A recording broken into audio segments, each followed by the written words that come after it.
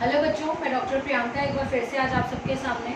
बच्चों, आप सबसे कॉन्टिन्यूसली बात होती रहती है और सब बच्चों की रिक्वेस्ट के ऊपर आज मैंने डिसाइड किया है कि ग्लोबलाइजेशन के ऊपर भी हम वीडियोस बनानी शुरू करेंगे, जिससे ग्लोबलाइजेशन के स्टूडेंट्स को काफ़ी हेल्प मिलेगी। ग्लोबलाइजेशन हमारे फाइनल ईयर के स्टूडेंट्स के पास, काफ़ी स्टूडेंट्स के पास सब्जेक्ट है, तो ज़्यादा टाइम तो हमारे पास नहीं है, बट ग्लोबलाइजेशन के कुछ शॉर्ट क्वेश्चन आपके पिछले पेपर्स को देखते हुए मैंने निकाले हैं, जिसमें से आज एक बहुत ही इंपॉर्टेंट क्वेश्चन जो लगभग हर पेपर में आता है वो है वर्ल्ड ट्रेड ऑर्गेनाइजेशन WTO।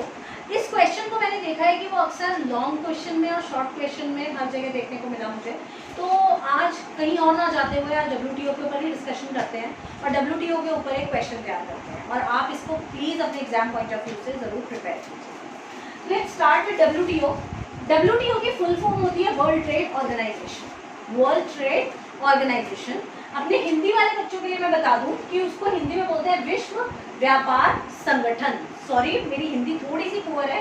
विश्व व्यापार संगठन, इसको वर्ल्ड ट्रेड ऑर्गेनाइजेशन को बोलते हैं। वर्ल्ड ट्रेड ऑर्गेनाइजेशन जो है वो 1995 में एस्टैब्लिश हुई थी, मतलब इसका जो फॉर्मेशन हुआ था वो 1995 में हुआ था और इसका जो हेडक्वार्टर है वो है जेनेवा, स्विट्जरलैंड के अंदर। अब ये आपको सबको पता होगा कि वर्ल्ड ट्रेड ऑर्गेनाइजेशन जो है वो 1995 में बनी है, मगर इसका जो एक्चुअल फॉर्मेशन है वो 1948 में हो चुका था, बट किसी और नाम से, क्योंकि वर्ल्ड ट्रेड ऑर्गेनाइजेशन को पहले हम किसी और नाम से जानते थे और वो नाम है गैट, GATT। क्या नाम है उसका? GATT, GATT। GATT is general agreement on tariff and trade. General agreement on tariff and trade, ये जो हमारा गैट ऑर्गेनाइजेशन है ये WTO का पुराना नाम है जो 1948 से चल रहा था। 1948 से गैट सेम यही फंक्शन कर रहा था जो WTO करता है, मगर इसके ऊपर काफ़ी ज़्यादा पार्शल होने के इल्ज़ाम लगे, काफ़ी ज़्यादा इनके ऊपर एलिगेशंस लगाए गए कि ये गैट जो है वो कुछ कंट्रीज़ की तरफ से पार्शली डिसीजंस लेते हैं, तो इस वजह से कई कंट्रीज़ ने ऑब्जेक्शन शुरू कर दिया करना गैट के ऊपर।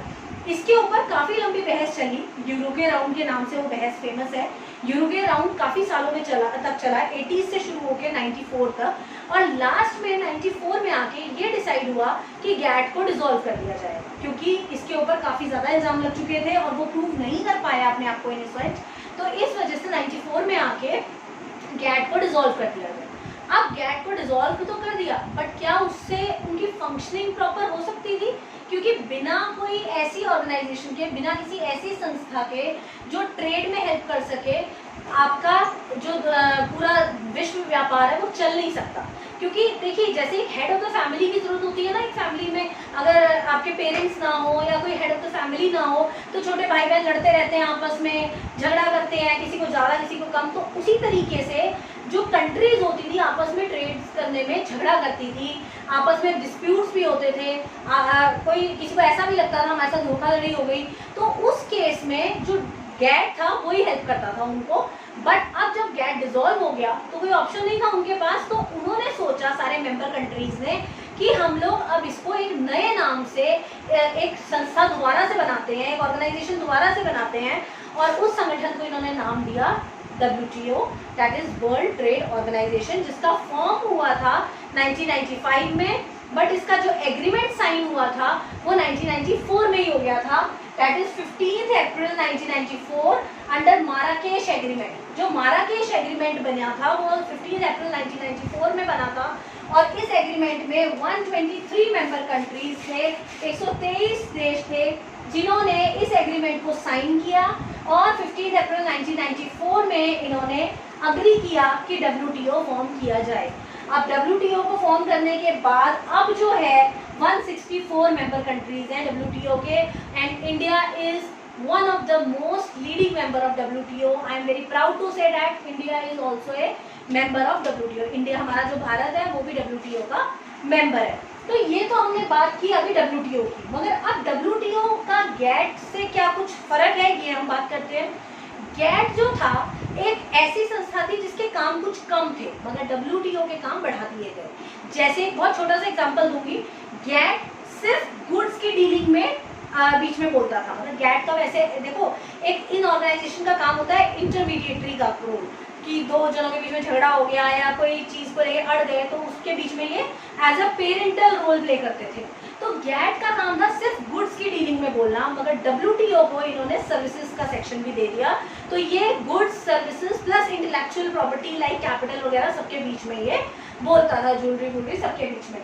तो WTO का जो वर्किंग एरिया है वो थोड़ा वाइड कर दिया गया। इसके अलावा जो सबसे इंपॉर्टेंट पॉइंट है WTO का वो है इसके फंक्शंस।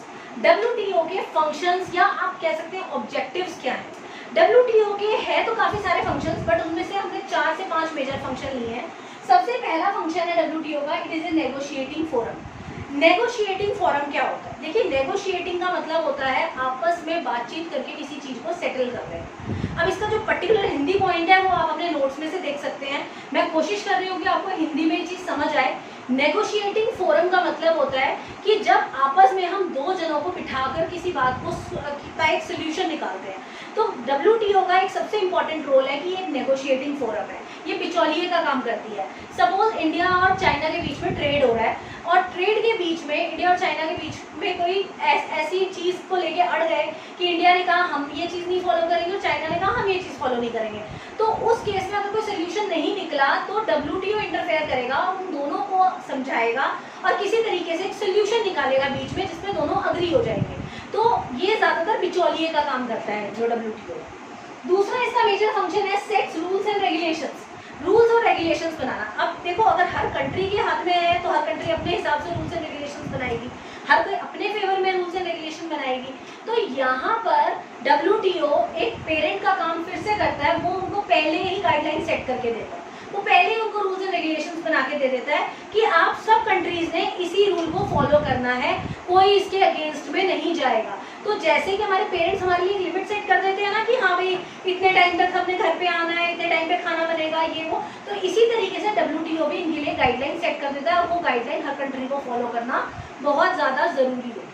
तीसरा इसका फंक्शन है, it helps in settling disputes. ये फर्स्ट पॉइंट की तरह के साथ ही मिलता जुलता है कि ये डिस्प्यूट सेटलमेंट बॉडी है।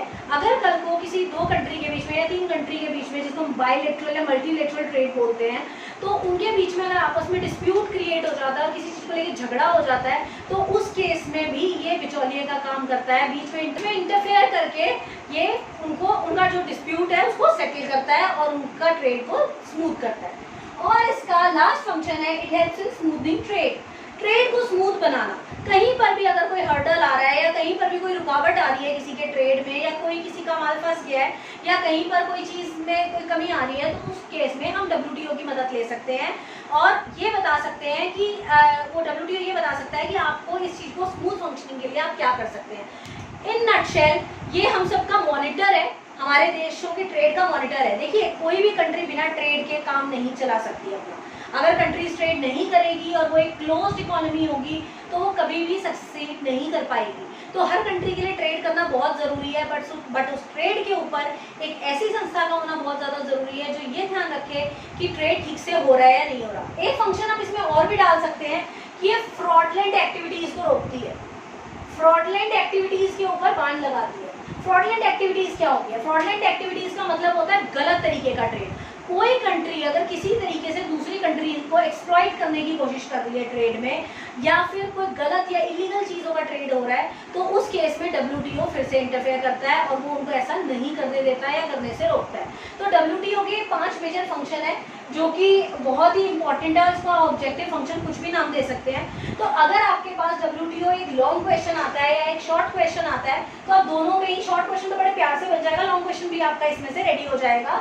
सबसे पहले आप WTO के बारे में लिख दें, उसके हेड ऑफिस के बारे में बताएं, उसकी ईयर ऑफ एस्टेब्लिशमेंट बताएं, उसके बाद उसका गैट की हिस्ट्री बताएं, आपकी गैट से किस तरीके से WTO बना, उसके फंक्शंस बताएं, गैट से WTO के फंक्शन में डिफरेंस बताएं, साथ ही साथ आप इसकी फॉर्मेशन का जो हिस्ट्री है वो थोड़ा सा बता सकते हैं। तो इसके साथ आपका एक 10 से 15 नंबर का क्वेश्चन बड़े प्यार से तैयार हो जाएगा। आप इसको पढ़िए। अगर इन केस किसी बच्चे को इसके नोट्स की ज़रूरत पड़ती है तो आप मुझे मैसेज कर सकते हैं। आपके SOL के बहुत सारे ग्रुप्स में मैं एडेड हूँ, तो आप मुझे उसमें मैसेज कर सकते हैं या नीचे मेरे कमेंट सेक्शन पे भी लिख सकते हैं। तब तक के लिए आप मेरे चैनल को सब्सक्राइब कीजिए और वीडियोज़ को लाइक करते रहिए। अगली वीडियो के अंदर मैं ऐसे ही एक और इम्पोर्टेंट क्वेश्चन डिस्कस करूँगी।